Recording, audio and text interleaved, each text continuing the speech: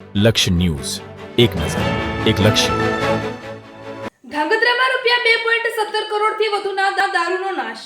Dhrangadhra city અને તાલુકા police મથક વિસ્તારમાં જુદા જુદા ગુનાઓમાં જપ્ત કરાયેલ ₹2.17 કરોડથી વધુના વિદેશી દારૂ અને બિયરના જથ્થાનો નાશ કરવામાં આવ્યો. કાયદેસરની પ્રક્રિયા પૂર્ણ થયા બાદ આ કાર્યવાહી હાથ ધરવામાં આવી હતી.